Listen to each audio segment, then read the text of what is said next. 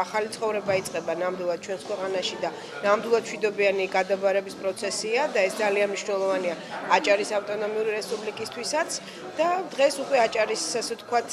მთავრობის თავმჯდომარეს დაამტკიცებს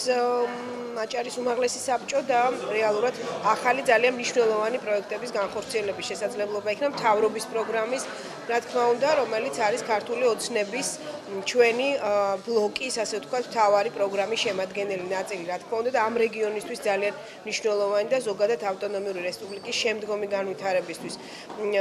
რა თქმა უნდა დღეს მნიშვნელოვანი დღეა და ის რომ პროცესი მშვიდობიანად მიდის ეს არის სწორედ ძალიან მნიშვნელოვანი რა თქმა უნდა პრობლემები მე ზუსტად ვიცი რომ ძალიან ბევრი ხვდება მთავრობის ხელმძღვანელსაც და ასევე რა თქმა უნდა სამუშაო ძალიან ბევრი ექნება უმაღლეს საბჭოსაც მაგრამ რა თქმა უნდა თვითონ ის რომ პროცესი მშვიდობიანია და ჩვენ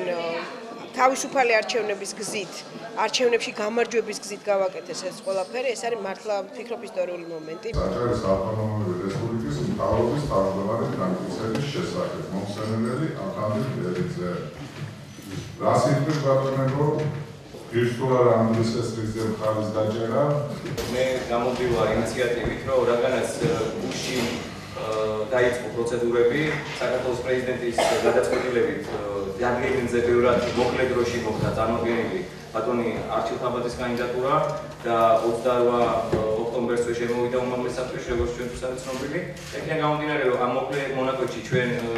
ფრაქციის წევრებთან ერთად სრულად ვერ შევხვდით კანდიდატს, ამიტომ ვთხოვთ, რომ სანამ დაიწყება საკითხის განხილვა, ნახევარსაათიანი შესვენება, რათა ვესაუბროთ ჩვენს კანდიდატს იმაზე, თუ რა გაკეთდება, რა გახორციელდება ჩვენს რეგიონში. გასაგებია შესვენებას ნახევარსაათი.